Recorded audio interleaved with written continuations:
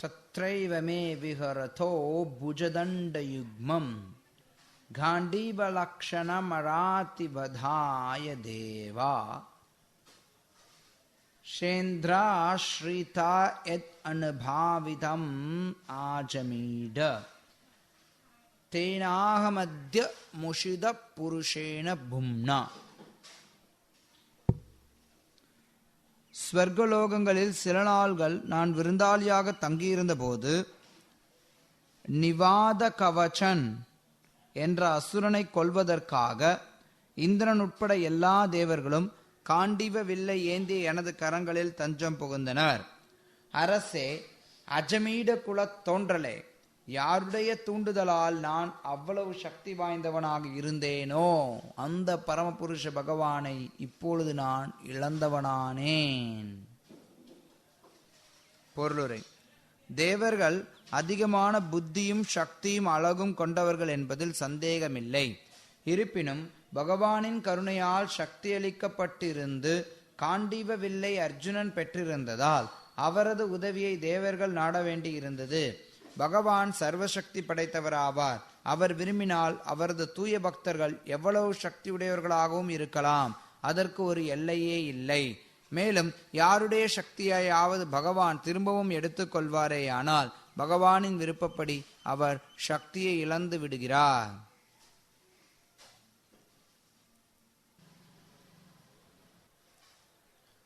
கிருஷ்ணருடைய துணையினால அர்ஜுனன் செயற்கரிய காரியங்களை செய்தான். அந்த செயற்கரிய காரியங்கள்ல பல காரியங்களை இங்க அர்ஜுனன் நினைவு கொள்றான். ரொம்ப முக்கியமான காரியங்களை. இந்த ஒவ்வொரு காரியங்களையும் நம்ம பார்த்தோம் அப்படின்னா சாதாரண மனிதரால செய்யவே முடியாத ஒரு காரியம். சாதாரண மனிதர்கள் எல்லாரும் தேவர்களை அடிப்படையாக கொண்டிருக்கிறார்கள். ஒவ்வொருத்தரும் எல்லா விஷயத்துக்கும் எல்லா மக்களும் பெரும்பாலும் தேவர்களை சார்ந்திருக்காங்க. இப்ப பாருங்க, மழை கொட்டுன்னு கொட்டுது. நிறைய இடங்கள்ல மழை இல்லை அப்படின்னு சில நேரத்துல நம்ம கஷ்டத்துல இருக்கிறோம். சில நேரத்துல பார்த்தோம்னா மழை அதிகமாக பொழிகிறது. ஏன்னா தேவர்கள் திருப்தி அடைகிறது கிடையாது. தேவர்கள் திருப்தியோட இல்லை, தேவர்கள் அதிருப்தியில இருக்காங்க. தேவர்கள் அதிருப்தியில இருக்கிறனால அதிகமான மழை கொட்டுன்னு கொட்டுது. நிறைய பயிர்கள் தண்ணியில வெள்ளத்துல மூழ்கி நிறைய பிரச்சனைகளை கொடுக்கக்கூடிய ஒரு மழையாக இப்போது மழை பொழிந்து கொண்டு இருக்கு. ஆனா பொதுவா நல்ல மழை அப்படிங்கிறது எந்த நேரத்துல வேணுமோ அந்த நேரத்துல வரக்கூடியது. அளவுக்கு அதிகமா வரக்கூடாது, மழை இல்லாமல் இருக்கக்கூடாது. நம்ம பார்க்கிறோம் தற்போதைய தருணத்துல எல்லா மக்களையும் சிரமத்திற்கு உட்படுத்தக்கூடியதாக இந்த மழை அப்படிங்கிறது இருக்கு. ஒன்று மழை பொழிவுங்கிறது சுத்தமாக இருக்கிறது இல்லை மழை பொழிவுங்கிறது ரொம்ப அதிகமாக இருக்கு. நம்ம பார்க்கிறோம் இவ்வளவு அதிகமான மழை பொழிந்தால் கூட இன்னும் நீர்நிலைகள் எல்லாம் நிரம்பின பாட்டு இல்லை. ஏன்னா நீர்நிலைகள் நிரம்புறதுக்கான எல்லா விதமான வழிகளையும் அடைத்தாகிவிட்டது. அப்போ நீர்நிலைகள் எங்கேருந்து நிரம்பும்? பெய்கிற மழையெல்லாம் பெஞ்சு சாக்கடையில் தான் ஓடுது. சாக்கடை இருக்கிற இடத்துல சாக்கடையில் போகுது, சாக்கடை இல்லாத இடத்துல ஒரே ஒட்டுக்க ரொம்ப போய் அழிவை கொடுக்கக்கூடியதாக இருக்கு. எப்படி பார்த்தாலும் இது எல்லாம் எதை காட்டுதுன்னா தேவர்கள் திருப்தியோட இல்லை அப்படிங்கிற ஒரு விஷயத்தை தான் இந்த அன்றாட வாழ்க்கை நமக்கு காட்டுது. இந்த தேவர்களை திருப்திப்படுத்தினால்தான் மனிதர்கள் திருப்தி அடைய முடியும், அல்லது மனிதர்களுடைய திருப்தியானது பெரும்பாலும் தேவர்களை அடிப்படையாக கொண்டது. தேவர்கள் தான் மனிதர்களுக்கு வெளிச்சத்தை கொடுக்குறாங்க, தண்ணீரை கொடுக்குறாங்க, மழையை கொடுக்கிறார்கள், காற்றை கொடுக்குறாங்க, நெருப்பை கொடுக்குறாங்க. நம்மளுடைய ஒவ்வொரு விஷயமும் தேவர்களை அடிப்படையாக கொண்டதுதான். நம்ம தேவர்களுடைய உதவி இல்லைன்னா மனிதர்களால அவங்களுடைய கண்ணிமையை கூட சிமிட்ட முடியாது. நம்ம நினைக்கிறோம் கண்களை இமைக்கிறது அப்படிங்கிறது ஒரு அனிச்சை செயல். யாருமே கண்களை இமைக்கிறத யோசிச்சு செய்யறது கிடையாது.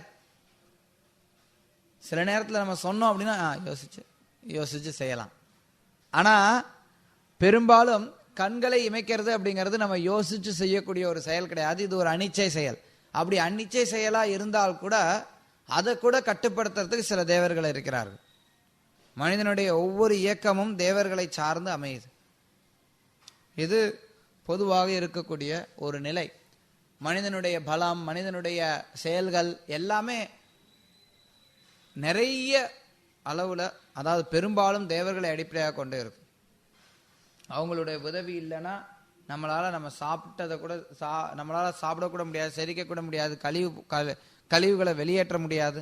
எல்லாவற்றுக்குமே தேவர்களுடைய அனுகிரகம் அப்படிங்கிறது மனிதர்களுக்கு அவசியமானதாக இருக்கு. ஆனா அதே நேரத்துல இங்க அர்ஜுனன் ஒரு நிகழ்ச்சியை நினைவில் கொள்றான். என்ன அப்படின்னா, தேவர்களுக்கு அர்ஜுனனுடைய அனுகிரகம் தேவைப்பட்டது. ரொம்ப வித்தியாசமான ஒன்றாக படுகிறது. தேவர்களுடைய அனுகிரகம் தான் பூமியில வாழக்கூடியவர்களுக்கு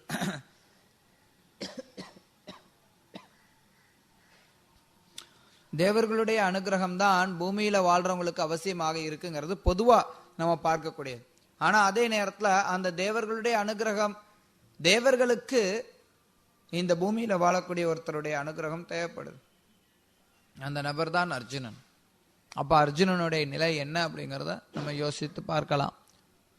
புராண காலங்கள்ல நிறைய இடங்கள்ல இந்த மாதிரி நம்ம தேவர்களுக்கு பூமியில இருக்கக்கூடியவர்களுடைய உதவி தேவைப்படுறத நம்ம பார்க்கிறோம்.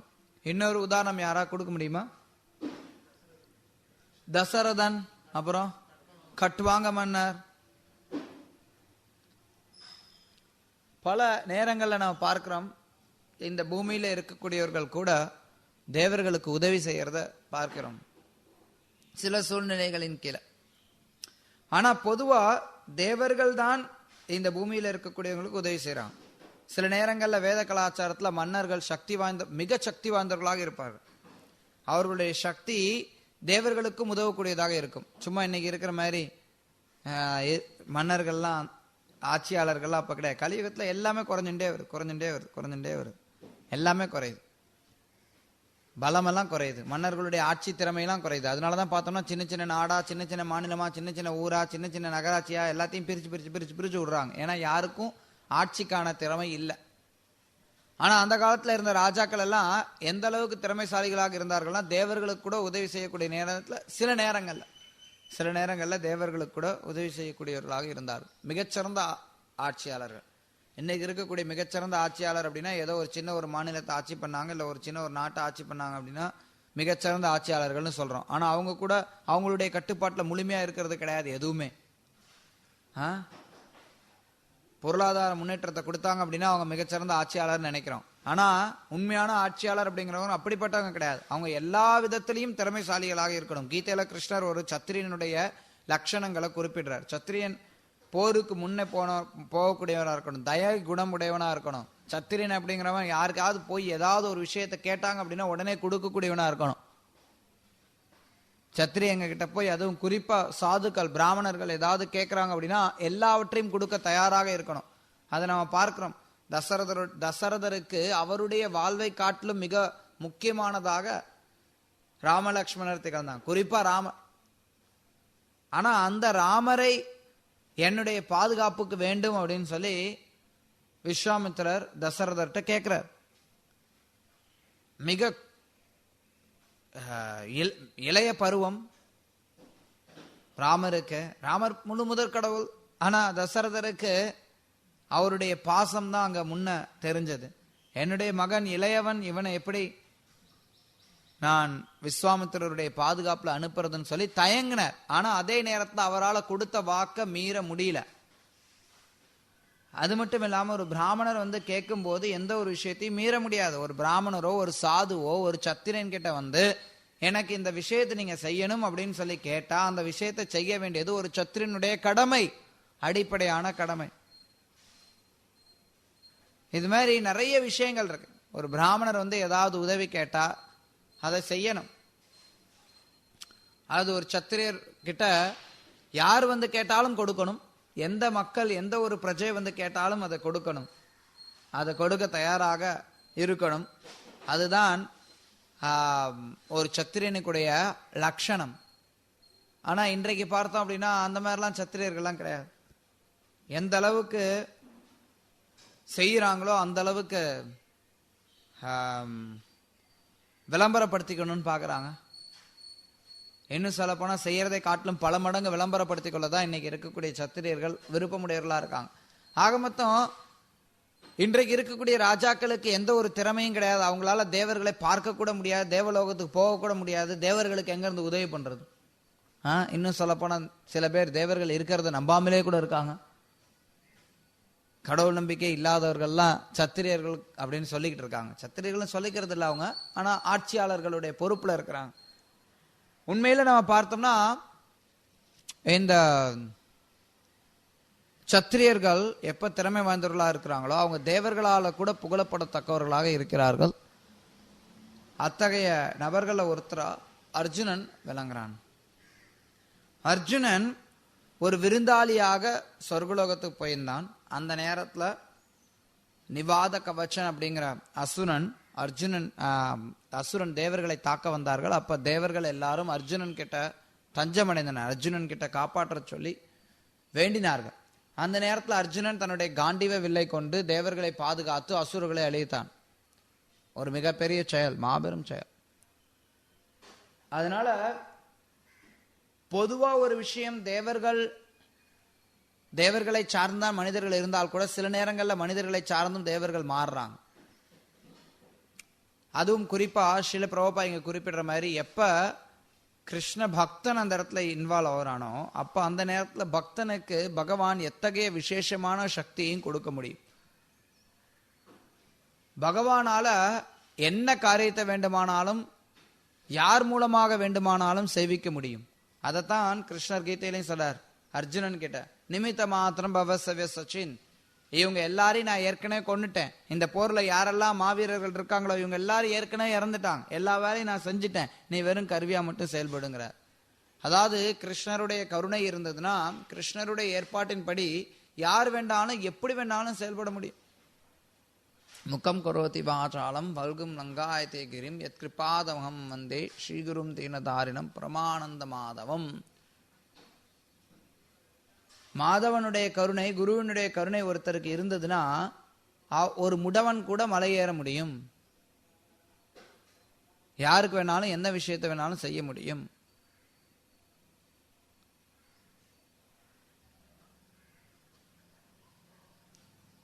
ஜயதம் சுரதோர் பங்கோர் மம மந்தமதேர் கதி மத் சர்வஸ்ய பதாம்போஜோ ராதா மதன மோகனம். ஜயதம் சுரதோர் மம மந்தமதேர் கதி. அதுல இது ராதா மதன மோகனருக்கான பிரார்த்தனை. ஜெயதம் சுரதோர் பங்கோ மம மந்தமதேர் கதி. நான் ஒரு மந்தமதி கொண்டவன். பங்கோ அப்படின்னா நான் ஒரு முடவன். எனக்கு என்னை வழிகாட்டினவங்க எல்லாருமே மோசமானார்கள். இருந்தாலும் நான் உங்களிடம் தஞ்சமடைகிறேன். ராதா மதன் மோகன் கிட்ட தஞ்சமடையும் போது ஒருத்தர் மாற்றங்கள் ஏற்படும். அதாவது பகவானுடைய கிருபை இருந்ததுன்னா யார் வேணாலும் என்ன வேணாலும் செய்ய முடியும். அதுதான் தாத்பரியம். பக்தர்கள் என்றைக்குமே இந்த விஷயத்தை தங்களுடைய வாழ்க்கையினுடைய அடிப்படையாக எடுத்துக்கொள்கிறார்கள். பகவானுடைய கருணை இருந்ததுன்னா என்னால எந்த காரியத்தை வேணாலும் செய்ய முடியும். அல்லது இன்னொரு விதத்தில் எடுக்கணும்னா நான் எந்த காரியத்தை செய்ய முடிஞ்சாலும் அந்த காரியமானது பகவானுடைய கிருப்பையினாலதான் சாத்தியமாகிறது.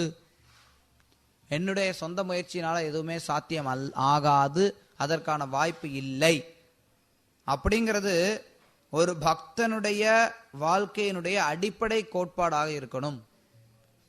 எப்போ ஒரு பக்தனுக்கு கிருஷ்ணரிடமிருந்து ஒரு கட்டளை வருகிறதோ, கிருஷ்ணரிடமிருந்து கட்டளை அப்படின்னா உடனே கிருஷ்ணர் எனக்கு கட்டளை கொடுக்கலையே, நேரில் வரலையேன்னு நினைக்கலாம். சில நேரத்தில் கிருஷ்ணருடைய கட்டளையானது குருவின் மூலமாக வரும். எப்ப குருவின் மூலமாக ஒரு சிஷ்யனுக்கு ஒரு கட்டளை கொடுக்கப்படுகிறதோ அப்ப அது கிருஷ்ணருடைய நேரடி கட்டளை ஆகிறது. கிருஷ்ணருடைய நேரடி கட்டளை இருக்கும்போது நிச்சயமா நம்மளுடைய சக்திக்கு அப்பாற்பட்ட பல்வேறு விஷயங்களையும் நம்மளால செய்ய முடியும். அதுக்காக நம்மளுடைய சக்திக்கு அப்பாற்பட்ட ஏதாவது ஒரு விஷயத்தை நினைச்சிட்டு அந்த விஷயத்துக்கு குருவோட கருணை வேண்டும் அப்படின்னு எதிர்பார்க்கிறது, அல்லது கிருஷ்ணர் எனக்கு அதை சாங்ஷன் பண்ணணும்னு எதிர்பார்க்கிறது, அது தவறான அபிப்பிராயம், தவறான எண்ணம். அதாவது உதாரணத்துக்கு பார்த்தோம்னா, கிருஷ்ணர் அர்ஜுனன் கிட்ட இந்த போர்ல நீ ஈடுபடுன்னு சொல்லி கேட்கிறார். அப்ப அந்த போர்ல எதிரிகள் எல்லாரையும் வெல்றதுக்கான ஒரு சக்தி அர்ஜுனனுக்கு வழங்கப்படுது. ஆனா அதே நேரத்துல அர்ஜுனன் நான் ஒரு மிகப்பெரிய போராளியாக இருக்கணும், அதுக்கு கிருஷ்ணருடைய கருணை வேண்டும் அப்படின்னு நினைக்கிறது கிடையாது.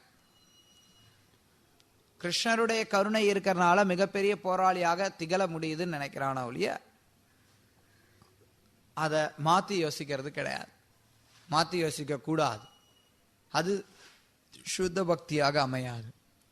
நான் முடவனாக இருக்கிறேன் அப்படின்னா நான் எந்த நிலையில இருந்தாலும் சரி, கிருஷ்ணா நான் உனக்கு சேவை பண்ணணும், அதைத்தான் ஒரு பக்தன் விரும்புவான்.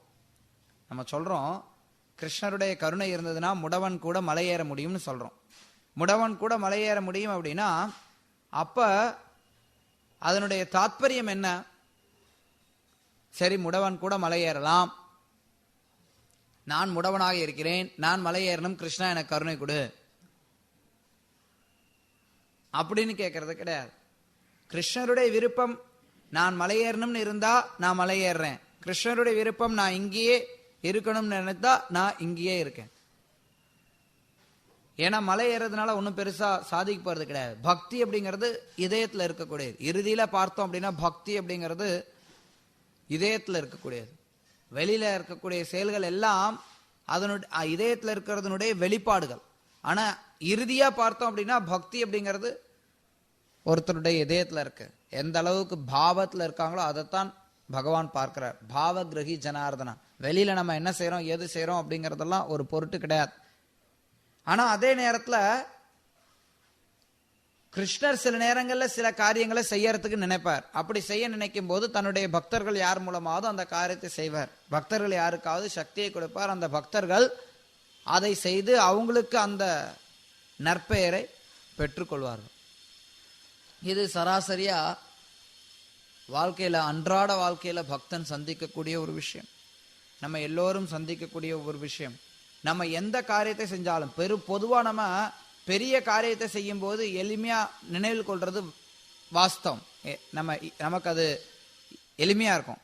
பெரிய காரியத்தை செய்யும் போது நம்ம ஏதாவது ஒரு செயற்கரிய காரியத்தை, இங்க அர்ஜுனன் நினைவில் கொள்றான், செயற்கரிய காரியம் இது, சாதாரணமா செய்ய முடியாத ஒரு செயல். அந்த மாதிரி செயலை செய்யும் போது இது கிருஷ்ணருடைய கருணையினால் நிகழ்ந்தது அப்படின்னு சொல்லி நினைவில் கொள்றான். இது சாதாரண ஒரு இது நிச்சயமா நல்ல ஒரு விஷயம். இருந்தாலும் பக்தன் தான் எந்த ஒரு காரியத்தை செஞ்சாலும் சரி, அது எவ்வளவுதான் சிறிய காரியமாக இருந்தாலும் சரி, அந்த காரியம் கூட கிருஷ்ணருடைய கருணையினால்தான் சாத்தியமாகிறது. இல்லைன்னா அதுவும் முடியாது. ஒரு பக்தன் கிருஷ்ணருக்காக எந்த காரியத்தை வேண்டுமானாலும் செய்யலாம். கிருஷ்ணருக்காக ஒரு பக்தன் சமைக்கலாம், கிருஷ்ணருக்காக கடைக்கு போகலாம், கிருஷ்ணருக்காக காய்கறி நறுக்கலாம், கிருஷ்ணருக்காக நைவேத்தியம் பண்ணலாம், கிருஷ்ணருக்காக பரிமாறலாம், கிருஷ்ணருக்காக அவருடைய கோயிலை கூட்டி துடைக்கலாம். எந்த ஒரு காரியத்தை செஞ்சாலும் அது எல்லாவற்றுக்குமே கிருஷ்ணருடைய கருணை அப்படிங்கிறது அவசியமாகுது. ஏன்னா பக்தன் தன்னை முழுமையா கிருஷ்ணர்கிட்ட ஒப்படைக்கும் போது எல்லாமே கிருஷ்ணருடைய கண்காணிப்பின் கீழே செயல்படுத்தப்படுது. நம்ம நினைக்கிறோம், இப்ப உதாரணத்துக்கு பொதுவா இப்ப இந்த தரை இருக்குன்னு வச்சுக்கணும், இந்த தரையை கூட்டுறது அப்படிங்கிறது ஒரு பெரிய காரியம் கிடையாது. அதாவது அதுக்கு ஒன்றும் பெருசா திறமை இருக்கணும் அப்படிங்கிற ஒரு அவசியம் கிடையாது. சாதாரண ஒரு செயல். அல்லது காய்கறி நறுக்கிறது, அதாவது சாதாரண செயல்கள், பல செயல்களை நம்ம செய்யறோம் கிருஷ்ண பக்தியில. அப்படி தரையை கூட்டுறதுங்கிற ஒரு சாதாரண செயல் தான் நம்ம செய்யறோம்னு வச்சுக்கோங்க. ஆனா அதே நேரத்துல கிருஷ்ணர்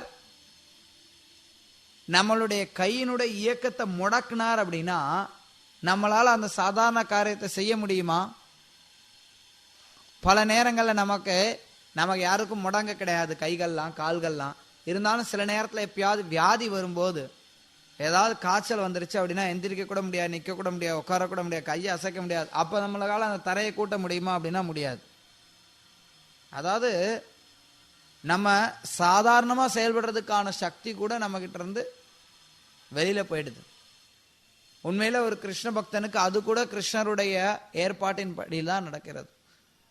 கிருஷ்ணருடைய ஏற்பாட்டின் படி தான் எல்லாமே நடைபெறும். ஒரு பக்தனுடைய வாழ்க்கை முழுக்க கிருஷ்ணருடைய கட்டுப்பாட்டில் இருக்கு. எப்போ ஒருத்தர் தூய பக்தர் ஆகுறாங்களோ அப்போ நம்மளுடைய நிலையில கர்மாவும் கிருஷ்ணருடைய விதுவும் கலந்து செயல்படலாம். நம்மளுடைய தற்போதைய நிலையில நம்மளுடைய ஸ்தானம் எப்படின்னா, நம்ம எந்த அளவுக்கு கிருஷ்ண பக்தியில முன்னேறி இருக்கிறோமோ அந்த அளவுக்கு நம்மளுடைய கர்மா நம்மளை விட்டு விலகி இருக்கும் கிருஷ்ணருடைய கருணையினால. ஆனா அதே நேரத்துல நம்மளுடைய துன்பங்கள் எல்லாம் கிருஷ்ணருடைய ஏற்பாட்டின்படி வருதா, மாயையினுடைய ஏற்பாட்டின்படி வருதா, எப்படிப்பட்ட ஏற்பாட்டின்படி வந்தாலும் சரி, நம்ம பக்தனுடைய மனப்பான்மை எப்படி இருக்கணும்னா, தத்தேனு கம்பா சுஷமிக்ஷமானோ புஞ்சேன ஏவாத்ம கிருத்தம் விபாகம் ஹிருத்வாக் வாபுர்பி விததான் நமஸ்தே ஜீவேத யோ முக்தி பதேஷதயாபா. நான் கஷ்டப்படுறது எல்லாம் என்னுடைய கர்மாவினால நான் கஷ்டப்படுறேன். ஆனா கிருஷ்ணர் கருணையோட என்னுடைய கர்மத்தை குறைச்சிருக்கிறார். அப்படி குறைச்சதுனால நான் கம்மியா துன்பப்படுறேன் அப்படிங்கிற எண்ணத்தோட நம்ம முழுமையாக கிருஷ்ணருக்கு நம்மளுடைய ஹிருத்வாக் வாபுர் வார்த்தை செயல் மனம் இவற்றால கிருஷ்ணருக்கு பக்தி தொண்டுல ஈடுபட்டோம் அப்படின்னா நமக்கு முக்தி அப்படிங்கிறது உத்தரவாதம் அளிக்கப்படுறதாக சொல்லப்படுது. என்னன்னா நம்மளுடைய செயல்கள் எல்லாவற்றையும் கிருஷ்ணர் கட்டுப்படுத்துறார் அப்படிங்கிற ஒரு விஷயத்தை நம்ம ஆழமா புரிஞ்சுக்கும் போது எப்பவுமே முழுக்க முழுக்க கிருஷ்ணருடைய கருணையை சார்ந்தவர்களாக இருப்போம். சில நேரத்துல நம்ம சராசரி செயல்களை செயல்படுத்தும் போது அதுல கிருஷ்ணருடைய கருணை இருக்குங்கிறத மறந்துடுவோம். உதாரணத்துக்கு இங்க இந்த ஒரு கருவி இருக்கு. இந்த கருவியை நான் தூக்குறேன் அப்படின்னா, இந்த கருவியை நான் தூக்கும் போது இது கடவுளுடைய கருணையினால செயல்படுத்தப்படுதுன்னு நான் யோசிக்க போறது கிடையாது. ஏன்னா இது என்னுடைய உடல்ல இருக்கக்கூடிய ஒரு சக்தியினால நான் தூக்குறதா நான் நினைக்கிறேன். சரியா? ஆனா இதே கருவிய ஒரு எறும்பு வந்து தூக்குதுன்னு வச்சுக்கோங்க. ஒரு எறும்பு தூக்குதுன்னு வச்சுக்கோங்க. எறும்பால தூக்க முடியுமா இந்த கருவியை? கண்டிப்பா தூக்க முடியாது. ஆனா ஒரு எறும்பு தூக்குதுன்னா நம்ம என்ன சொல்லுவோம்? ஹோ, கடவுளுடைய கருணை அந்த எறும்புக்கு இருப்பா, அந்த எறும்பால போய் இந்த இவ்வளவு பெரிய கருவியை தூக்க முடியுதுன்னு சொல்லுவோம். ஆனா உண்மையில நம்மளுடைய நிலை என்ன? நம்ம எறும்பும் கிடையாது, இந்த மனிதனும் கிடையாது. நம்மளுடைய நிலை ஆத்மா. ஆத்மாவினால இதை உயர்த்தவோ அந்த இதை உயர்த்துறதுக்கான சக்தி நம்ம இந்த மனித உடல்ல இருக்கும்போது நமக்கு கிடைக்குது, எறும்பு உடல்ல இருக்கும்போது நமக்கு கிடைக்கிறது இல்லை. ஆக மொத்தம் இது உடலை சார்ந்த ஒரு சக்தியாக இருக்கு. ஆனா ஆத்மாவை பொறுத்த வரைக்கும் நம்மளே அதே நபர் எறும்பினுடைய உடல்லையோ அதே நபர் வயோதிகமான உடல்லையோ இருக்கும்போது சில விஷயங்களை நம்மளால செய்ய முடியாது. உடலால பாதிக்கப்பட்டவர்களாக நம்ம எல்லோருமே இருக்கிறோம். ஆனா இந்த உடல் பாதிப்புகளுக்கெல்லாம் அப்பாற்பட்டு கிருஷ்ணர் ஒரு ஜீவனை செயல்படுத்த வைப்பார். சில நேரங்கள்ல உண்மையில ஒரு பக்தன் என்ன நினைக்கிறா, உடலுடைய சக்திக்கு உட்பட்ட செயல்களை செய்யும் போது கூட அது கூட கிருஷ்ணருடைய கருணையினாலதாங்கிறத உணரணும். ஆனா சில நேரங்கள்ல கிருஷ்ணர் பக்தர்களை அவங்களுடைய உடலினுடைய செயல்களுக்கெல்லாம் அப்பாற்பட்ட செயல்களை செய்ய வைப்பார். அதைத்தான் நம்ம இங்க பார்க்கிறோம். அர்ஜுனன் அத்தகைய செயல்களைத்தான் நினைவில் கொள்றான். தேவர்களுக்கும் உதவி செய்யறதுக்காக அர்ஜுனன் போக வேண்டிய சூழ்நிலை ஏற்பட்டது. அர்ஜுனனை அவர்கள் நாட வேண்டிய சூழ்நிலை ஏற்பட்டது. அர்ஜுனன் அங்க இருக்கும்போது பிரச்சனை வந்தது. அர்ஜுனன் அவங்களுக்கு உதவி பண்ணான். அப்ப என்னன்னா, கிருஷ்ணருடைய கருணை இருந்ததுன்னா எது வேணாலும் சாத்தியமாகும். ஆனா அதே நேரத்தில் கிருஷ்ணருடைய கருணை எப்ப விளக்கப்படுதோ அப்ப எல்லாமே முடிஞ்சு போயிடும். பல நேரங்களில் நாம் பார்க்கிறோம், ஸ்ரீல பிரபுபாதருடைய லீலைகள்ல இத கண்கூட பல்வேறு பக்தர்கள் பார்த்திருக்கிறாங்க. பிரபுபாதர் கட்டளை கொடுக்கும்போது அந்த கட்டளை எடுத்து செயல்படும் போது ஒண்ணுமே இல்லாத ஹிப்பிகள் எல்லாம் எவ்வளவு பெரிய பெரிய ஆச்சரியமான காரியங்களை செய்யறதுக்கு முடிஞ்சது. சில நேரங்களில் சில பக்தர்கள் பார்க்கிறாங்க, அதே பக்தர்கள் அதிகமான அனுபவம் அதிகமான அறிவு எல்லாம் வந்து கூட அப்ப பிரபுபாதருடைய நேரடி கட்டளையின்படி அவங்களால எத்தகைய அற்புதமான காரியங்களை செய்ய முடிஞ்சதோ அத்தகைய அற்புதமான காரியங்களை செய்ய முடியறது இல்ல. அதை நம்ம கண்கூடா பார்க்கிறோம். ஸோ அதே மாதிரி தான், ஏன்னா நம்ம பிரபுபாதர் சொன்ன விஷயங்களை அப்படியே பின்பற்றும் போது நிச்சயமா பிரபுபாதருடைய கருணை எப்பவுமே தொடர்ந்து கொண்டு இருக்கும். அது வாஸ்தவம் தான். ஆனா சில நேரங்களில் நம்ம பார்க்கிறோம் பல விஷயங்கள் அப்படியே செயல்படுத்த முடியறது இல்லை. அந்த தகுதிகள், அந்த திறமைகள் ஆச்சாரிகள் இருக்கும்போது, கிருஷ்ணருடைய நேரடி கட்டுப்பாட்டில் இருக்கும்போது செய்யப்படக்கூடிய செயல்கள் அவங்களுடைய மேலோட்டமான மறைவிற்கு பிறகு நம்மளால செய்ய முடியறது இல்லைங்கிறது. அதே விஷயம் தான் இங்க பார்க்கிறோம். கிருஷ்ணருடைய கருணை இருந்தபோது அர்ஜுனன் நினைக்கிறான் என்னால எல்லாத்தையும் செய்ய முடிஞ்சது. ஆனால் கிருஷ்ணர் இந்த உலகத்தை விட்டு மறைஞ்சிட்டார். அப்ப அவருடைய அந்த பக்தனுடைய சக்தி எல்லாமே போயிடுது. பக்தனுக்குன்னு என்றைக்கும் தனிப்பட்ட சக்திங்கிறது எதுவுமே கிடையாது. அதுதான் நான் சொன்னேன், இந்த ஒரு கருவியை உயர்த்தணும் அப்படின்னா கூட அதற்கான சக்தி கிருஷ்ணர் கொடுத்தால்தான் உண்டு. அதற்கான சக்தி ஜட இயற்கையின் மூலமா கிடைக்குது. உண்மையில சொல்ல போனா, அதாவது ஜட இயற்கை தான் நிமித்த காரணம், உடனடி காரணம் இந்த ஜட இயற்கையாக அமையுது. இந்த ஜட இயற்கையின் காரணத்தினாலதான், அதாவது நான் இந்த மனிதன் அப்படிங்கிற ஒரு சரீரத்தை கொண்டு இருக்கக்கூடிய காரணத்தினால, அந்த காரணத்தினால என்னால இந்த கருவியை உயர்த்த முடியுது. ஆனா அதே நேரத்துல ஒரு எறும்புங்கிற சரீரம் இருந்ததுன்னா உயர்த்த முடியாது. ஆக மொத்தம் இந்த ஜட இயற்கையின் மூலமாகத்தான் இந்த செயலானது என்னால செய்ய முடியுது. அதுதான் கிருஷ்ணன் சொல்வார், பிரகிருத்தே கிரியமானானி குணை கர்மாணி சர்வசக. எல்லா செயல்களும் பிரகிருத்தினால நடக்குதுங்கிறார். ஆனா அதே நேரத்துல பிரகிருத்தியானது யாருடைய கட்டுப்பாட்டுல இருக்கு? கிருஷ்ணருடைய கட்டுப்பாட்டுல இருக்கு.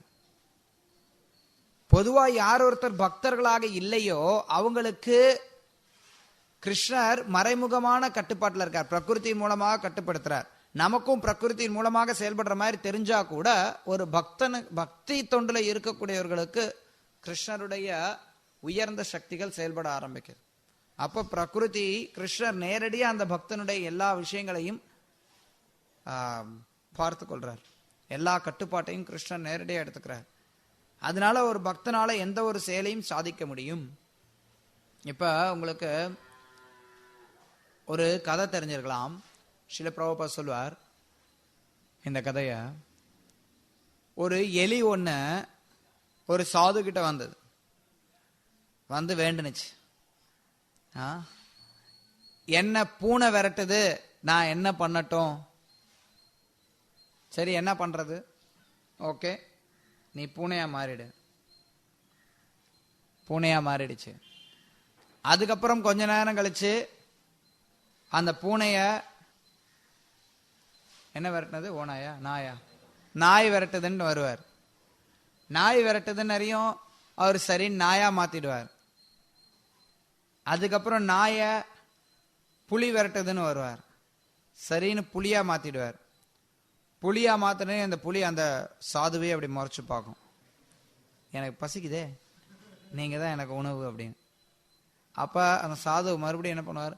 புனர்முச்சிக்க பவா, மறுபடியும் நீ எலியா போயிடுன்றார். உடனே அந்த புலியானது எலியாயிடும் மறுபடியும். அதாவது அந்த ஸ்டேஜஸ்ல பூனையா இருக்கும்போது அந்த பூனை என்ன நினைக்குதுன்னா நான் பூனைன்னு நினைக்குது. நாயா இருக்கும்போது நான் நாய் நினைக்குது, என்னால செய்யக்கூடிய காரியம் இதுன்னு நினைக்குது. அது மறந்துடுது, அந்த சாதுவோட கருணையினாலதான் நம்ம பூனையா இருக்கிறோம், அவருடைய கருணையினாலதான் நம்ம நாயா இருக்கிறோம் அப்படிங்கிறத மறந்துடுது. அந்த உடலோட தன்னை ஐக்கியப்படுத்திட்டு சகஜமா எடுத்துக்குது. அதே மாதிரிதான் பக்தி தொண்டுல நம்ம பயிற்சி பண்ணும்போது பல நேரங்கள்ல பல விஷயங்களை நம்ம சகஜமா எடுத்துப்போம். இது என்னால செய்யக்கூடிய காரியம் நம்ம நினைப்போம். உதாரணத்துக்கு பார்த்தோம்னா, நம்ம கிருஷ்ண பக்தியில ஆரம்பத்துல வரும்போது நம்ம எல்லாருக்கும் பக்தர்கள் சொல்லியிருக்காங்க, நீங்க 16 மாலை தினமும் ஜபம் பண்ணணும் அப்படின்னு. 16 மாலை ஜபம் பண்றதா? அப்போ அவ்வளோ பெரிய வேலையா அப்படின்னு யோசிப்போம். சரி, இல்லை, நீங்க முதல்ல 1 மாலை பண்ணுங்க, 2 மாலை பண்ணுங்க, 4 மாலை பண்ணுங்க, கொஞ்சம் கொஞ்சமா ஏத்துங்க. சில பக்தர்கள் கொஞ்சம் சீக்கிரமே 16 மாலைக்கு வருவாங்க. சில பக்தர்கள் 2 வருஷம் 3 வருஷம் 4 வருஷம் கழிச்செல்லாம் கூட 16 மாலை வராத பக்தர்கள்லாம் இருக்காங்க. ஆனா யார் ஒருத்தங்க 16 மாலைய ஜெபம் பண்ண ஆரம்பிக்கிறாங்களோ, ஜெபம் பண்ணி பயிற்சி பண்ண ஆரம்பிக்கிறாங்களோ, அப்ப என்ன ஆகுதுன்னா அது நமக்கு சகஜமாயிடுது, சாதாரண நிலையாயிடுது. அதாவது எலியில இருந்து பூனைக்கு வந்துடுறோம். பூனையோட உடம்பு கிடைச்சதுக்கு அப்புறம் இது சாதாரணமாயிடுது. அதே மாதிரி எல்லா விஷயமே, காஃபி டீயை விடுறதாகட்டும், நம்ம வெங்காயம் பூண்டு விடுறதாகட்டும், இல்ல மாமிசத்தை விடுறதாகட்டும், நிறைய பேர் குடிப்பழக்கம் இருந்தவங்க அவங்க குடிப்பழக்கத்தை விடுறதாகட்டும், எல்லாமே கிருஷ்ணருடைய கருணையினால, வைஷ்ணவர்களுடைய கருணையினால, குருவினுடைய கருணையினால அவனால நம்மளால எல்லா ஸ்டேஜையும் தாண்டி தாண்டி தாண்டி தாண்டி வர முடியுது. ஆனா என்னன்னா அந்த ஸ்டேஜுக்கு வந்ததுக்கு அப்புறம் அந்த சாதுனாலதான் அந்த ஸ்டேஜுக்கு வந்தோங்கிறத மறந்துடலாம். அந்த ஸ்டேஜில் நம்ம இயற்கையா செயல்பட்டு போயிட்டு இருக்கலாம். அது எல்லாத்துலயும் வரும். சில நேரத்தில் சில பக்தர்கள் ரொம்ப அதுலயே அதே மாதிரி பூனை ஸ்டேஜ்ல இருந்து நாய் ஸ்டேஜ் ஆகிறது, நாய் ஸ்டேஜ்ல இருந்து புலி ஸ்டேஜ் ஆகலாம், ஆகலாம், பெரிய சன்னியாசி ஆகலாம், குரு ஆகலாம். அதுக்கு முன்னாடி பார்த்தோம்னா தெருவில் தெரிஞ்சுட்டு இருந்திருக்கலாம். ஆனா குருவோட கருணையினால எவ்வளோ உயர்ந்து பெற்று சன்னியாசி ஆகலாம், குரு ஆகலாம், நிறைய புஸ்தகங்களை வைக்கலாம், நல்ல உபன்யாசங்களை கொடுக்கலாம். ஒண்ணுமே தெரியாது, பேன்னு பேசிட்டு இருப்பான். இஸ்கானுக்கு வர்றதுக்கு முன்னாடி நிறைய பேர் நம்ம பாக்குறோம். நம்ம எல்லாரும் அப்படிதான். எனக்கு இப்ப 4 பேர்கிட்ட நான் நிறைய அரட்டை அடிப்பேன், சும்மா தனியா அரட்டை அடிக்கிறதுனா. ஆனா 4 பேர்கிட்ட முன்னாடி பேச சொன்னாங்கன்னா கையெல்லாம் ஆடும், உதறும், ஹார்ட் பீட்லாம் இன்க்ரீஸ் ஆயிடும். ஆனா நம்ம பழக பழக கிருஷ்ணருடைய கருணையினால நம்ம அப்படியே கொஞ்சம் கொஞ்சம் கொஞ்சம் கொஞ்சமா வரும்போது சில நேரத்தில் என்ன நினைக்கிறேன், என்னால நான் கொடுப்பேன்ப்பா லெக்சரு, 1,00,000 பேரு கூட நான் முன்னாடி தைரியமா பேசுவேன். நான் எவ்வளவு பேர் இருந்தாலும் சரி, நான் எப்படியெல்லாம் தெரியுமா சமைக்க முடியும் என்னால. அவனுக்கு ஒரு சுடுதண்ணி கூட காய வச்சிருக்க மாட்டான் இஸ்கானுக்கு வர்றதுக்கு முன்னாடி. ஆனா வந்ததுக்கு அப்புறம் அவன் என்ன பண்ணுவான்னா சமைக்க கத்திருப்பான். 10,000 பேர் வந்தாலும் சரி நல்லா மேனேஜ் பண்ணி சமைக்கிறதுக்கு, இல்ல 100 பேருக்கு 200 பேருக்கு 500 பேருக்கு வாட்டவர் எவ்வளவா வேணாலும் இருக்கட்டும், 10 பேருக்கா கூட இருக்கட்டும், அவன் சமைக்க கத்திருப்பான், எல்லாம் பண்ணுவான். இஸ்கான் வர்றதுக்கு முன்னாடி யார்கிட்டயா ஒருத்த பயங்கரமா கூச்சப்படுவான். யார்கிட்டயாவது பஸ்ஸுக்கு காசு இல்லைன்னா கூட கூட இருக்கக்கூடிய ஃப்ரெண்டு கிட்ட கூட ஒரு 2 ரூபாய் கேட்கறது கூட யோசிப்பான். ஆனா இஸ்கான் வந்ததுக்கு அப்புறம் போய் தைரியமா போய் என்ன பெரிய மினிஸ்டர் ஆகட்டும் எவனாகட்டும் போய் கேட்பான், கொடுங்க எங்களுக்கு, நாங்க கோயில் கட்டுறோம், எங்களுக்கு டொனேஷன் கொடுங்க, ஓகே. அது மாதிரி அந்த மாதிரிலாம் கொஞ்சம் வளர்ச்சி பெறும்போது மாயை எப்படி வளர்ச்சி பெறும், மாயை சில நேரத்தில் எப்படி வேலை செய்யும்னா நம்ம எப்படி இருந்தோங்கிறத மறக்கடிச்சிரும். அதாவது நம்ம முன்னாடி எலியா இருந்தோம், நாயா இருந்தோம், இதெல்லாம் மறந்துட்டு நம்ம இப்ப புலி, என்னுடைய சக்தியினால நான் கலெக்ட் பண்றேன் தெரியுமா, என்னுடைய சக்தியினால நான் சமைக்கிறேன் தெரியுமா, என்னுடைய சக்தியினால நான் பிரச்சாரம் பண்றேன், என்னுடைய சக்தியினால கோயில் கட்டுறேன், என்னுடைய சக்தியினால இந்த காரியம்லாம் செய்யறேன் தெரியுமா. சில நேரத்தில் அது மாயா இன்னொரு விதத்துலயும் வேலை செய்யும். சில பேர் என்னன்னா கிருஷ்ண பக்திக்கு வர்றதுக்கு முன்னாடியே இந்த திறமையெல்லாம் இருந்திருக்கும். ஆனா அந்த திறமைய அவங்க கிருஷ்ணருடைய கருணையினாலதான் கிருஷ்ணருடைய சேவையில உபயோகப்படுத்துறாங்கிறதையும் மறந்துடுவாங்க. சில பேர் பாத்தீங்கன்னா கிருஷ்ண பக்திக்கு வர்றதுக்கு முன்னாடி நல்லா பேசுவான். அவங்க கிருஷ்ண பக்திக்கு வந்ததுக்கு அப்புறம் கிருஷ்ணரை பத்தி பேச ஆரம்பிப்பாங்க. கிருஷ்ணரை பத்தி பேச ஆரம்பிக்கும் போது என்ன நினைப்பாங்கன்னா, எனக்கு ஏற்கனவே திறமை இருந்தது, அந்த திறமையினால நான் செய்யறேன் இந்த காரியத்தை நினைப்பான். ஆனா ஒரு விஷயம் என்னன்னா, பக்தி இல்லைன்னா கிருஷ்ண பக்தியில எந்த காரியத்தையுமே செய்ய முடியாது, எதையுமே செய்ய முடியாது. நீங்க பிரபுபாத் நிறைய தடவை சொல்லுவார், நம்மளும் நிறைய தடவை சொல்லுவோம், எவ்வளவு வேணாலும் பெட்டு கட்டலாம். பெட்டு கட்டக்கூடாது பக்தர்கள், சொல்றேன் ஒரு வார்த்தைக்கு சொல்றேன்.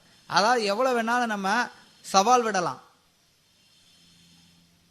உலகத்துல எவ்வளவு பெரிய ஒரு பிசினஸ் மேனை வேணாலும் கூப்பிட்டுவாங்க, நல்ல பிசினஸ் மேன், இந்த மார்க்கெட்டிங்லாம் பண்றான் பாத்தீங்களா, நல்ல மார்க்கெட்டிங் பண்றவனை கூப்பிட்டுவாங்க. ஒரு நாளைக்கு அவன் கையில எந்த ப்ராடக்டை கழுத விட்டையை கொடுத்தா கூட வித்துருவான் அப்படிங்கிற மாதிரி ஒரு ஆளை கூட்டிட்டு வாங்க. அவன் கையில ஒரு 10 பகவத்கீதை கொடுத்து விற்க சொல்லுங்க பார்க்கலாம். முடியாது. பகவத்கீதா வாங்கிக்கோங்க ஒருத்தனும் வாங்க மாட்டான்.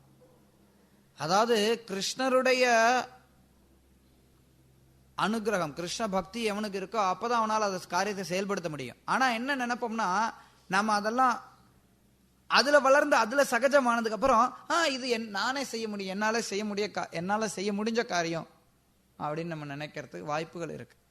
அதைத்தான் அர்ஜுனன் இங்க நமக்கு சுட்டி காட்டுறான். அது மாதிரி நம்ம நினைக்க கூடாது. நம்மளால சகஜமாக தோன்றக்கூடிய காரியமாக இருந்தாலும் சரி, அசாதாரணமாக தோன்றக்கூடிய காரியமாக இருந்தாலும் சரி, எல்லா காரியமுமே கிருஷ்ணருடைய கருணையினாலதான் சாத்தியமாகும். அதை நம்ம நல்லா புரிஞ்சுக்கணும். கிருஷ்ணருடைய கருணை இல்லைன்னா நம்மளால எதுவுமே செய்ய முடியாது. ஜபம் பண்ண முடியாது, கட்டுப்பாட்டு திமிர்களை கடைபிடிக்க முடியாது, கிருஷ்ண பக்தியினுடைய தத்துவங்களை எடுத்துரைக்க முடியாது, புத்தகங்களை விற்க முடியாது, சமைக்க முடியாது, பூஜை பண்ண முடியாது, எதுவுமே பண்ண முடியாது. நம்ம எதுக்குமே உதவாதவங்க. அவருடைய கருணை, குருவுடைய கருணை, வைஷ்ணவருடைய கருணை, அதுதான் நம்மள எந்த காரியத்தை செய்யறதுக்கும் உதவியா இருக்கு அப்படிங்கிற தாத்பரியம் அடிப்படையில் நம்ம புரிஞ்சு செயல்படணும். அப்படி செயல்பட்டோம் அப்படின்னா அப்ப நம்ம பக்தியில மேல மேல போயிட்டு இருக்கலாம். இல்லைன்னா புனர்முச்சிக்க பவான்னு சொல்லிட்டு மறுபடியும் எலியாகி போயிட்டே இருப்போம். ஹரே கிருஷ்ணா. இறுதியா பக்தி அப்படிங்கிறது இதயத்துல இருந்தான் செயல்படுது. ஆமா,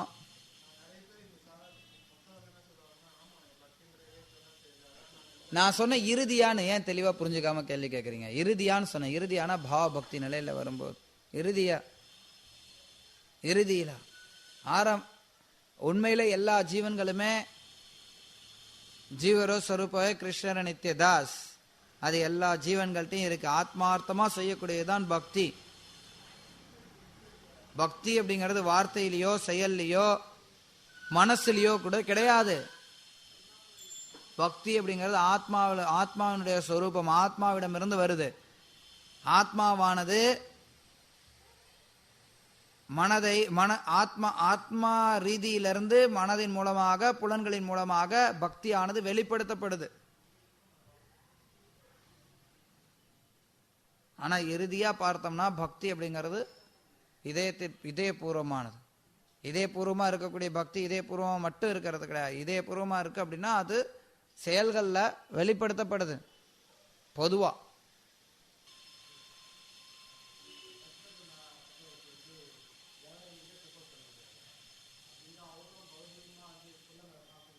ஓகே, தசரதர் தேவர்களுக்கே உதவி பண்ணக்கூடிய ஒரு நிலையில இருந்தார். ஆனா அதே நேரத்தில் அவர் தன்னுடைய மகன் மேல பாசம் வைத்திருக்கிறாரு. தசரதர் நித்திய சித்தர், ஆன்மீக உலகத்தில் இருக்கக்கூடிய அயோத்தியால ஸ்ரீராமருக்கு தந்தையா இருக்கக்கூடியவர். அதனால அவருடைய செயல்களை நம்ம சாதாரண மனிதர்களுடைய செயல்களோடு ஒப்பிட முடியாது. அது மட்டும் இல்லாம அவர் யார் மேல பாசம் வைத்திருக்கிறார்? பகவான் மேலதான் பாசம் வைத்திருக்கிறார். அது பௌதிகமானதே கிடையாது. பௌதிகமான ஒரு பாசத்தையே ஒருத்தர் பகவான் மேல கொண்டு வந்து வைத்தால் கூட அது பௌதிகமானதாக கருதப்பட முடியாது. ஏன்னா அங்க இன்வால்வ் ஆகிருக்கிறது யாருன்னா பகவான்.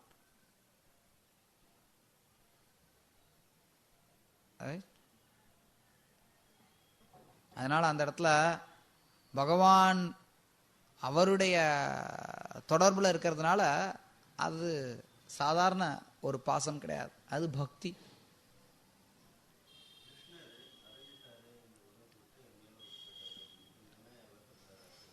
கிருஷ்ணர் மறந்துட்டார் அப்படிங்கறத கண்டுதான் அர்ஜுனன் வருத்தப்படுகிறான். ஆமா, கிருஷ்ணர் என்றும் நித்தியமாகவே இருக்கிறாரே, அப்படி இருக்கிற பட்சத்துல ஏன் அர்ஜுனன் வருத்தப்படணும்? நல்ல கேள்வி. அடுத்த கிளாஸ்ல விளக்குறேன். ஏன்னா அது மட்டுமே ஒரு மிகப்பெரிய சப்ஜெக்ட். ஏன்னா பக்தர்கள் தத்துவ ரீதியா கிருஷ்ணர் எங்கும் எப்போதும் எல்லா இடத்திலும் இருக்கிறார் அப்படிங்கிறத புரிஞ்சுக்கிறாங்க. அதே நேரத்தில் கிருஷ்ணரோட கூட இருக்கக்கூடிய பக்தர்கள் கிருஷ்ணருடைய பிரிவையும் உணர்றாங்க. அந்த பிரிவானது விராகம்னு சொல்லப்படுது. விராக தாபம். அது பக்தி தொண்டுல அந்த ஒரு எண்ணம் கிருஷ்ணருக்கு பிரிவுல சேவை பண்ணக்கூடியது. அது மிக உயர்ந்தது. அதே நேரத்தில் அந்த பக்தர்கள் அந்த பிரிவையும் உணர்வார்கள். பிரிவுல வருந்துவாங்க. ஆனா அந்த வருத்தம் பௌதிக உலகத்தினுடைய துக்கம் கிடையாது. அது ஆனந்தமானது. பிரிவும் கூட எப்படி ஆனந்தமானது தெரியாது. ஆன்மீக பாதையில எல்லாமே ஆனந்தமானதுதான். பகவானுக்கும் பக்தனுக்கும் இடையில இருக்கக்கூடிய உறவுல 5 வகையான உறவுகள் இருக்கு. 7 வகையான இரண்டாம் நிலை உறவுகள் இருக்கு. அதுல ஒண்ணு என்னன்னா பயானக ரசா, கோர ரசா, வீரிய ரசா, இதெல்லாம் இருக்கு. பயம், ஒரு பயத்தை உணர்றது. அந்த பயமும் ஆனந்தம் தான். எப்படி பயம் எப்படி ஆனந்தமா இருக்க முடியும்? பயம் எப்படி ஆனந்தமா இருக்க முடியும்?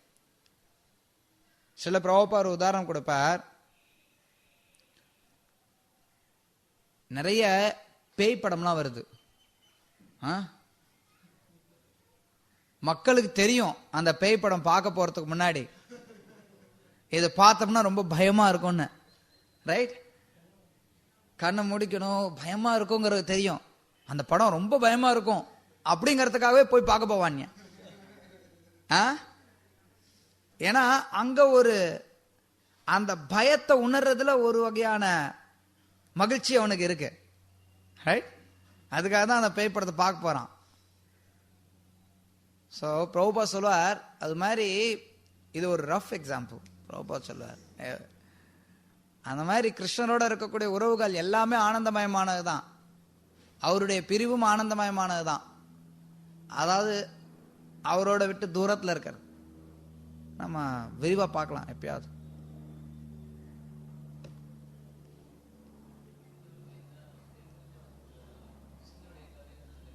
எல்லா செயல்களுமே கிருஷ்ணருடைய கருணையினாலதான் நடக்குது. ஆமா.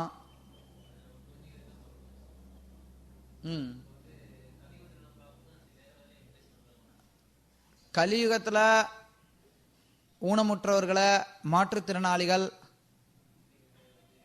அப்படிங்கிற பேர்ல சமாதானப்படுத்துறாங்க.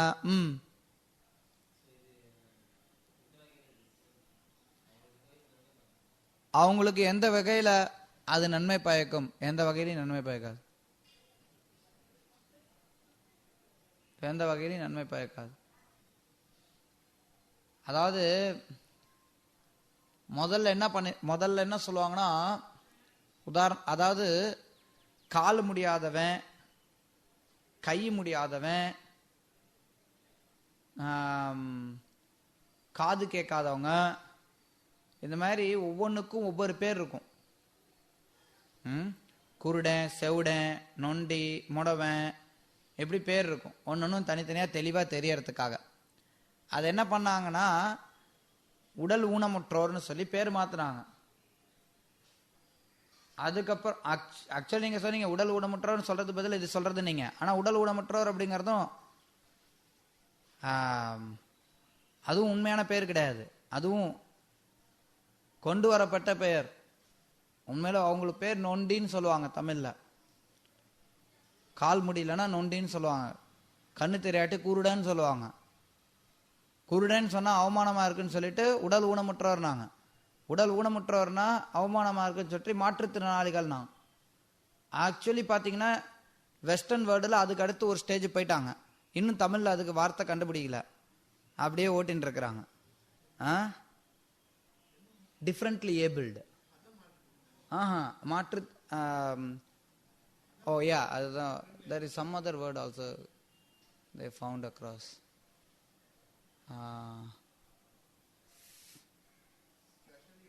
something anyway. நிறைய வார்த்தைகளை மாத்திக்கிட்டே போறதுனால அவங்களுக்கு எந்த விதத்திலையும் நன்மை பயக்க போறது கிடையாது. ஒன்று என்ன அப்படின்னா, சமுதாயத்தில் சில பேர் அதை வச்சு அவங்கள கேலி பண்ணலாம், கிண்டல் பண்ணலாம், அதுலேருந்து அவங்களுக்கு மாறுபடலாம். ஆனால் அந்த கேலியும் கிண்டலும் அடுத்த வார்த்தைக்கு தாவிக்கிட்டே இருக்கும். அவ்வளோதான், வார்த்தைகளை மாற்றுறதுனால. உண்மையில் அவங்களுக்கு நல்லது செய்யணும்னு நினச்சோம்னா அவங்களுக்கு கிருஷ்ண பக்தியை கொடுக்கணும். எல்லாருக்கும் கிருஷ்ண பக்தியை கொடுக்கணும். அவங்களுக்குன்னு கிடையாது, எல்லாருக்கும் கிருஷ்ண பக்தியை கொடுக்கணும். ஏன்னா எல்லாருமே பங்கோ முடவன் தான். ஜெயதம் சுரதோ பங்கோ மம மந்த மதேர் கதி மத் சர்வஸ்ய பதாம்போஜோ ராதா மதன் மோகனோ. ராதா மதன் மோகன் கௌடிய வைஷ்ணவ சம்பிரதாயத்தில் சம்பந்த விக்கிரகமாக அறியப்படுகிறார். சம்பந்த விக்கிரகம்னா நமக்கும் பகவானுக்கும் இடையில இருக்கக்கூடிய உறவை தெரிந்து கொள்றதுக்கு உதவக்கூடிய விக்கிரகமாக ராதா மதன் மோகன் அறியப்படுறார். ராதா மதன் மோகனுக்கான பிரார்த்தனை நம்ம என்ன சொல்றோம்னா, நான் ஒரு நொண்டி, நான் மந்தமதி கொண்டவன், நான் தவறாக வழிநடத்தப்பட்டவன், எனக்கு நீங்களே வழிகாட்டுங்கள்னு சொல்றோம். அப்படின்னா என்ன, யாருக்கெல்லாம் அதையே அந்த பிரார்த்தனையை கொஞ்சம் திசை திருப்பு, கொஞ்சம் வேற கோணத்துல இருந்து பார்த்தோம்னா, யாருக்கெல்லாம் கிருஷ்ணருக்கும் தனக்கும் இருக்கக்கூடிய உறவை பற்றி அறியாமையில் இருக்கிறாங்களோ அவங்க எல்லாருமே நொண்டிங்க தான், அல்லது உடல் ஊனமுற்றவர்கள் தான், அல்லது மாற்றுத்திறனாளிகள் தான். நீங்க எந்த வார்த்தை வேணாலும் சொல்லிக்கலாம். ஆக மொத்தம் சமுதாயத்தில் இருக்கக்கூடிய எல்லாருமே நொண்டிங்க தான். கால் நல்லா இருக்கு, நான் நொண்டி கிடையாதுன்னு ஒருத்தனும் சொல்ல முடியாது. உனக்கு கிருஷ்ணருக்கும் உனக்கும் இருக்கக்கூடிய உறவு தெரியல அப்படிங்கறனால நீ நொண்டி. கிருஷ்ண பக்தியில நம்ம பிரச்சாரம் பண்ணும் போது எந்த விதத்திலையும் உடல் ரீதியா பாகுபடுத்தி பார்க்கறது கிடையாது. குருடன் ஆகட்டும், செவுடன் ஆகட்டும், நொண்டி ஆகட்டும், முடவன் ஆகட்டும், எப்படி வேணாலும் ஒருத்தர் இருக்கட்டும். ஆணாகட்டும், பெண்ணாகட்டும், படித்தவனாகட்டும், படிக்காதவனாகட்டும், ஏழை ஆகட்டும், பணக்காரன் ஆகட்டும், இந்து ஆகட்டும், முஸ்லீம் ஆகட்டும், கிறிஸ்டின் ஆகட்டும், உயர்ந்த ஜாதி ஆகட்டும், தாழ்ந்த ஜாதி ஆகட்டும், பறையன் ஆகட்டும், செக்லீன் ஆகட்டும், யாரா வேணாலும் இருக்கட்டும், எல்லாருக்கும் கிருஷ்ண பக்தி ஓப்பன். யார் வேணாலும் கிருஷ்ண பக்தியில பக்குவம் அடையலாம். மாம் ஹி பாத்த வெப்ப ஆசிரித்த ஏபிஷ்யு பாப்பயோனியா ஸ்திரியோ வைஷ்ய ததா சூத்ரஸ்தே பியாந்தி பராம் கதிம். ஒருத்தர் வைஷ்யரா இருந்தாலும் சரி, சூத்ரனா இருந்தாலும் சரி, பெண்களா இருந்தாலும் சரி, பாப்ப யோனிகளா இருந்தாலும் சரி, கிருஷ்ணன் சொல்றார் பரமகத்தியை அடைய முடியும் என்னுடைய பக்தி தொண்டில் ஈடுபட்டாங்க அப்படின்னா. ஸோ இதைத்தான் நம்ம சொல்ல முடியும். சும்மா வார்த்தையை மாத்துறதுனால அவனுக்கு எந்த ஒரு நன்மையும் வரப்போறது கிடையாது. வார்த்தையை மாத்துறதுனால எந்த ஒரு நன்மையும் வரப்போறது கிடையாது. உண்மையான நன்மை பரமகதி அவங்களுக்கு கிருஷ்ண பக்தியை கொடுக்கறதுனால தான் கிடைக்கும். அதைத்தான் நம்ம செய்யணும்.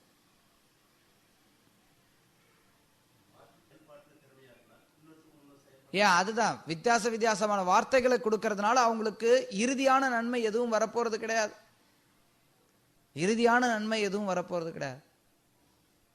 வார்த்தைகளுக்கு பலவிதமான அர்த்தங்கள் கண்டுபிடிக்கலாம், பலவிதமான வார்த்தைகளை கொண்டு வரலாம்.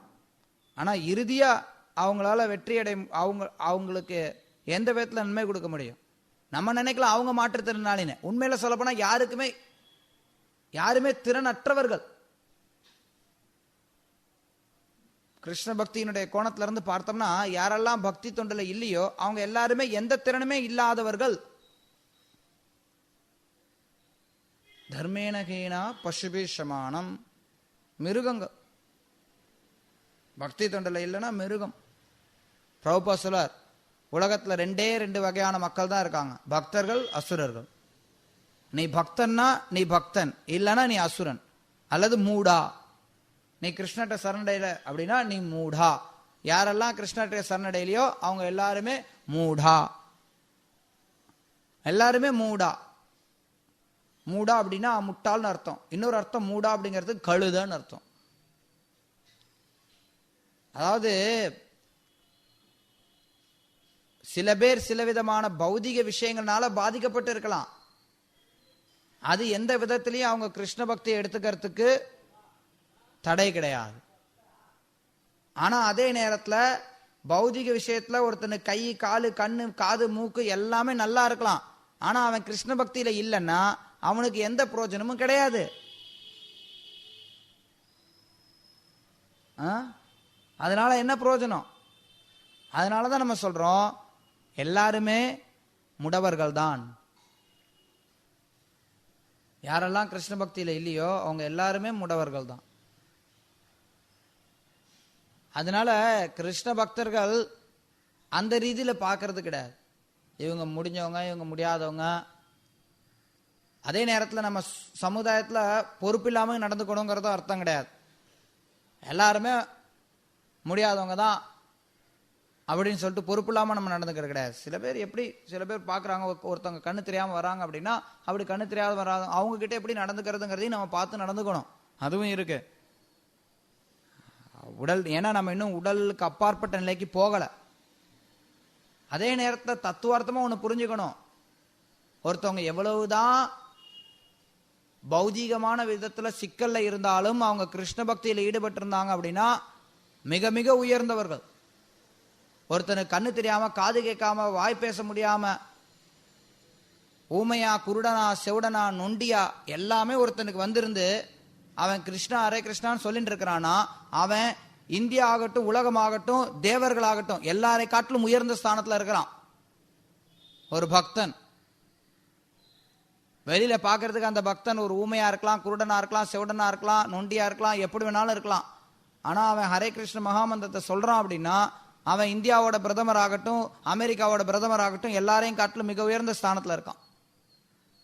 அதை புரிஞ்சுக்கணும்.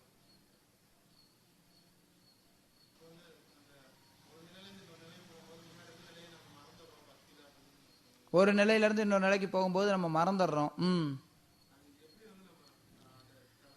எப்படி மறக்காம இருக்காது? மறக்காதீங்க. ஏன் மறக்கிறீங்க? சாஸ்திர ஞானம் இருந்ததுன்னா மறக்க மாட்டீங்க. கிருஷ்ணருடைய கருணையினாலதான் இது நடக்குதுங்கிறத நினைச்சீங்கன்னா மறக்க மாட்டீங்க. இல்லைன்னா மறந்துடும். அகங்காரா வந்ததுன்னா மறந்துடும். அகங்காரத்தை விட்டுட்டு கிருஷ்ணருடைய தாசன் அப்படின்னு நினைச்சோம்னா மறக்க மாட்டோம்.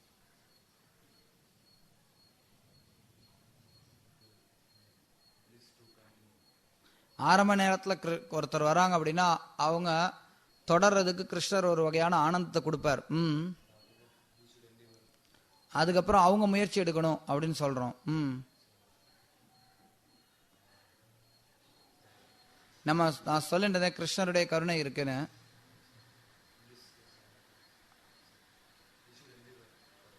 ஓகே, நாம முயற்சி எடுக்கணும்னு சொல்லப்படுது. அதே நேரத்தில் கிருஷ்ணருடைய நம்மளோட முயற்சியும் இருக்கணும், வாஸ்தவம் தான். அதே நேரத்தில் கிருஷ்ணருடைய கருணையினால தான் அது சாத்தியமாகுது. நம்மளுடைய முயற்சி இருக்கு, ஆனா நம்மளுடைய முயற்சினால எதுவும் சாத்தியமாகாது. எந்த ஒரு ஸ்தானத்திலையுமே ஆரம்பத்தில் கிருஷ்ணர் கொஞ்சம் அதிகமா நம்மளை தக்க வைக்கிறதுக்காக அதிகமான கருணை அவர் கொடுக்கலாம். அதே நேரத்தில் இன்னொன்னு என்னன்னா, நம்மளுடைய முயற்சி அப்படிங்கிறது இறுதியில கிருஷ்ணருடைய கருணையை சார்ந்துதான் இருக்கு. இறுதியில எல்லாமே அங்கதான் இருக்கு. நம்மளுடைய முயற்சிங்கிறது இருக்கு, ஆனா அங்க கிருஷ்ணருடைய கருணைங்கிறது இல்லைன்னா அதுவும் கிடையாது. பக்தி சித்தாந்த சரஸ்வதி தாக்கூர் ஒரு உதாரணம் கொடுப்ப. ஒருத்தன் பாலும் கிணத்துல உளுந்து கிடக்குறான். அப்படி உளுந்து கிடக்குறவனு கயிறு போடுறாங்க. அந்த கயிறு தான் கருணை. ஆனா அந்த கயிறு அவன் பிடிக்கணும்ல, பிடிக்கிறது அவனுடைய முயற்சி. ஆனா அவன் எவ்வளவுதான் பிடிச்சாலும் கயிறு இல்லைன்னா ஒண்ணுமே பண்ண முடியாது. கருணை தான் ரொம்ப முக்கியம். பிடிச்சிருந்தா மட்டும் பத்தாது, முயற்சி மட்டும் இருந்தா பத்தாது. கருணை இறுதியில கிருஷ்ணருடைய கருணை அப்படிங்கிறது முக்கியத்துவம் பெறும். அது எப்படின்னா, கிருஷ்ணர் அது என்னமோ சொல்லுவாங்களே, வீட்டோ பவர்னு சொல்லுவாங்க, தெரியுங்களா? கேள்விப்பட்டிருக்கீங்களா? ஐயோ, வீட்டோ பவர். கிருஷ்ணர் கிட்ட தான் அந்த வீட்டோ பவர் இருக்கு. வீட்டோ பவர்னா தமிழ் அதுக்கு வார்த்தை இருக்கான்னு தெரியல, ஏதாவது புதுசாக கண்டுபிடிச்சுதான் கண்டுபிடிச்சிக்கலாம். வீட்டோ பவர்னா, இப்ப ஒரு குழு இருக்குன்னு வச்சுக்கோங்களேன். அந்த குழுவுல எல்லாரும் சேர்ந்து ஒரு முடிவெடுப்பாங்க. முடிவெடுத்தாலும் கடைசியில உயர் அதிகாரம் அப்படிங்கிறது ஒருத்தர் கையில இருக்கும். அவங்களுக்கு வந்து வீட்டோ பவர் இருக்கும். வீட்டோ பவர்னு சொல்லுவாங்க. அது இருந்ததுன்னா அவங்க அதை ரிஜெக்டட்னு சொன்னா ரிஜெக்டட் தான், அவங்க அக்செப்டட்னு சொன்னா அக்செப்டட். எல்லாரும் சேர்ந்து சொன்னா கூட இறுதியா அந்த நபர் என்ன சொல்றாரோ அதுதான். அது வீட்டோ பவர்னு சொல்லுவாங்க கார்ப்பரேட் கல்ச்சரில், அட்மினிஸ்ட்ரேட்டிவ் லெவலில், கவர்மெண்ட் லெவலில் கூட. ஸோ அது மாதிரி கிருஷ்ணர்கிட்ட வீட்டோ பவர் இருக்கு. எவ்வளோதான் நம்ம முயற்சி எடுத்தாலும் அவர் என்ன டிசைட் பண்ணுறாரோ அதுதான். அவர் ஸ்வராட். நம்மளுடைய முயற்சிகள் எதுவுமே கிருஷ்ணர் கருணை கொடுக்கணும் அப்படிங்கிற ஒரு பலவந்தத்துக்கு அவரை உட்படுத்த முடியாது. அப்படி ஏதாவது ஒரு விஷயத்தினால கிருஷ்ணர் பலவந்தப்படுத்தப்படுறார் அப்படின்னா அவர் கிருஷ்ணராக இருக்க முடியாது. அதாவது அவர் ஸ்வராட்டாக இருக்க முடியாது. அவர் பூர்ண சுதந்திரம் வாய்ந்தவர். அவர் தன்னுடைய முழு சுதந்திரத்தின் மூலமாக தன்னை தன்னுடைய பக்தர்கள்ட்ட ஒப்படைக்கலாம். ஆனா அங்க கூட அவருடைய முழு சுதந்திரம் இருக்கு.